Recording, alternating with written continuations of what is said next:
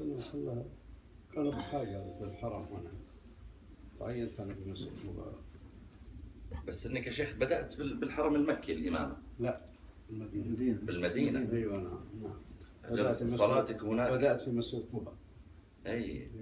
نعم. إماما راتبا. إيه إمام وخطيب نعم. اللي يصلي به الابن الآن، الله يقر به عينك. الله يسلمك الله فيك. وبعدين رحت الحرم فقط تراويح؟ رحت الحرم، جلست هنا عام 99 وعام 400. أي. بعدين الملك خالد الله يرحمه رغب بالنقل إلى مكة، فابن عبيد الشيخ السليمان يعني كان متحمس الموضوع، وأنا قلت 1401 في شعبان. أي. 1401 نعم. أي. بقيت هناك إلى 1402 يعني جمادى الثانية تقريبا كذا، وبعدين انتقلت المدينة مرة ثانية. ذيك الأيام يوم أنك إمام يا شيخ في قباء، من كان يصلي في الحرم المدني؟ الأسماء القديمة اللي كانت تصلي به. كان السبيل والشيخ محمد، الشيخ السبيل والشيخ خليل بس كانوا يصلون في الحرم هنا لا في المدينة يا شيخ، في المدينة. لا في المدينة المدينة. الشيخ صالح، الشيخ عبد العزيز صالح والشيخ الزاهد. الاثنين هذول بس فقط نعم.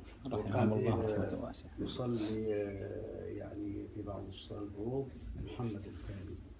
محمد الثاني نعم. أي. الله يرحمه. هؤلاء الذين الشيخ الخربوش كان يصلي الوتر يا شيخ. يصلي ويصلي العصر، يصلي العصر. نعم المغرب. أيوة المغرب نعم. والشيخ الخربوش عبد الله الخربوش يصلي الظهر. من شو اسمه من القصير. نعم.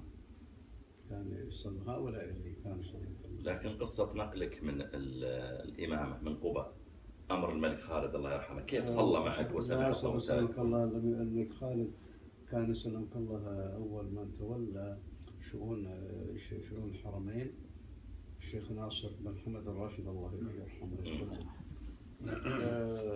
جعل هنا نائب المدينة، هنا الشيخ عبد الله العقلة. تسمع به؟ أسمع به. هي هو اللي كان سلمك الله مؤسس الهيئات في الحجاز، يعني كان الساعد الأيمن للشيخ عبد الملك بن إبراهيم، فاختاره هنا نائبا له هنا في المدينة. ويعني طلب مني كذا، والشيخ بن صالح أيضا كتب كتابه لي يعني للشيخ ناصر. قلنا للشيخ ناصر أنا ما أسمع به وأعرفه كذا، لكن ما كان في ما لي به صلة يعني.